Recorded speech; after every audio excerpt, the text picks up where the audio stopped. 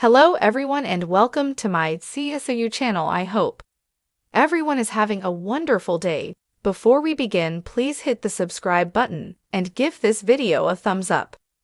Todd Chrisley reveals his prison nickname. Todd Chrisley saw a 12-year jail sentence cut short thanks to a presidential pardon. However, during his time in prison, he was still able to make an impression. During a recent conversation, the Chrisley Knows Best star shared his own prison nickname.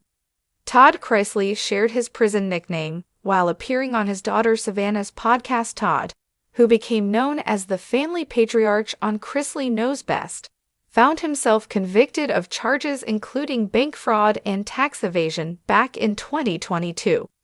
He and his wife Julie were sentenced to a combined 19-year sentence. However, Todd and Julie would receive a presidential pardon from Donald Trump this past May. Since then, the two have talked about their time behind bars with fans. Recently, Todd and Julie appeared on their daughter Savannah Chrisley's podcast, where they talked about their time in prison. While Todd only spent around 2 years at the federal prison camp in Pensacola, he still made an impression on those he met, including getting his own nickname. As Todd explained, he felt his mind was elsewhere during his time in prison. He shared, "I feel like I did a podcast for 28 months with all the people that were around me. They called me Teflon Todd." Teflon refers to a brand name for a coating product often used in cookware. In other words, Todd felt like he was still a free man in spite of his situation. He continued, "In my head, I was still free.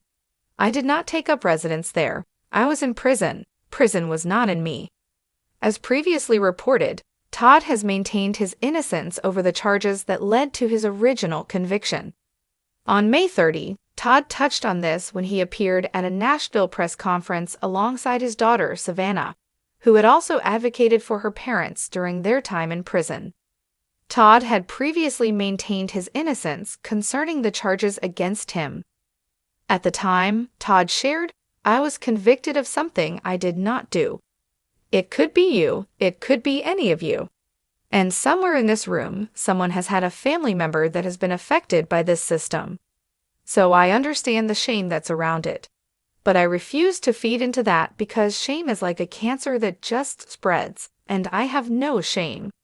Todd also continued to advocate for prisoners' rights. He shared, "So I will continue to fight for all the guys that I dealt with, and that I was blessed to be with at FPC Pensacola. I will continue to expose the injustices that go on there and throughout the Department of and throughout the Bureau of Prisons." Todd Chrisley, once the golden boy of Southern charm and flashy opulence, is facing a chapter of life no amount of wealth or witty one-liners could have ever prepared him for. From designer suits to prison jumpsuits, his journey has taken a shocking, humbling turn. And now, for the first time since beginning his sentence, Todd is opening up in raw, unfiltered detail. Gone is the pristine, perfectly curated image. In its place stands a man laid bare, reflecting on his mistakes, his faith, and the path forward. From mansions to metal bars. Once the star of Chrisley Knows Best, Todd Chrisley's life was a roller coaster of lavish living, over-the-top parenting, and bluntly honest family dynamics. America tuned in weekly to watch Todd manage his modern Southern family with charm, sass, and sarcasm. Behind the scenes, though, financial secrets were brewing, secrets that would ultimately lead to convictions for bank fraud, tax evasion, and conspiracy. When the gavel came down and prison doors slammed shut, many expected the loud-mouthed patriarch to break under pressure. But inside those cold, unforgiving walls, Todd began to transform. "I thought I knew humility," Todd shared during a rare prison interview, his voice steady but heavy. "But I didn't understand what true humility was until I had nothing left to hide behind." Prison changed everything. Todd revealed that his first months in prison were filled with emotional agony. Stripped of control, surrounded by strangers, and cut off from the comforts of family and fame, he faced the raw reality of the decisions that led him there. "I had to sit in silence," he said, No cameras, no makeup, no staff, just me, a mirror, and God. It was in those moments that he began journaling, something he hadn't done in decades. His entries were part confessional, part prayer, and part plan for redemption. Pages filled with apologies, dreams, and even the fears he never dared say aloud before. At first, they were for him, but now, he says, they might one day become me getting my story out, he explained. It's about helping someone else who might be on the verge of making the same mistakes I did. Missing family and forgiveness. The Chrisley clan has had their fair share of drama, but the absence of Julie, his wife and partner in crime both literally and figuratively, cuts Todd the deepest. We built a life together and we fell together, he said. But the pain of being separated from Julie, it's worse than any sentence. Their phone calls are short, limited, but emotionally charged. Todd says he often rewrites what he wants to say, trying to strike the balance between strength and vulnerability. We both need to be strong, for each other, for our kids. Speaking of his children, Todd choked up when discussing how his incarceration has affected them. I raised them with a big voice and an even bigger personality, he said, voice cracking. But now I realize I should have raised them with more space to speak, more grace to stumble. He says the real hero is Savannah, who has stepped up to care for her younger siblings and keep the family afloat during the storm. Savannah's carrying a burden she never should have had to carry, and she's doing it with more strength than I ever showed her. Finding faith again.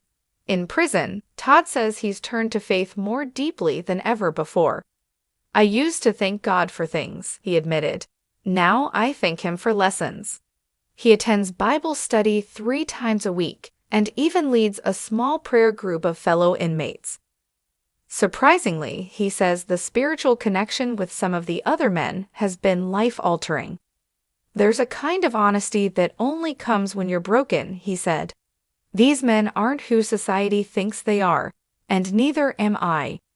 Todd's message now is less about blame and more about becoming better. I can't undo what I've done, but I can make sure I don't waste the time I've been given now. A future unknown. Despite his circumstances, Todd isn't giving up on the future. He dreams of returning to the public eye, not with a reality show, but with a purpose. He envisions starting a podcast from prison, partnering with former inmates on a post-release mentoring program, and even lobbying for prison reform. God didn't put me here to stay quiet, he said. He put me here to find my voice again, and use it for something bigger than myself. Todd has also hinted that he's writing apology letters, some to business partners, some to former friends, but mostly to his children. One day when they're ready, I hope they'll read them and know I never stopped loving them, even when I failed them. What the public doesn't see. While many have dismissed Todd's public transformation as performative, those closest to him say the change is very real. A former prison chaplain, who asked to remain anonymous, said Todd often volunteers to help new inmates adjust to prison life. He's the first to help a guy who's struggling, the chaplain said. Whether it's getting them a blanket or listening when no one else will, he's there. That's the Todd Chrisley I see now. Still, Todd knows not everyone is convinced. I get it, he said with a tired smile. I made a career out of being flashy and dramatic. But I hope in time, people will see that underneath it all, I'm a man who messed up and is trying every day to make it right. Redemption doesn't come easy. Todd Chrisley's story is far from over. He still has years left to serve. But in that time, he hopes to turn punishment into purpose and scandal into salvation. This isn't the end for me, he said. It's just a chapter I never expected to write.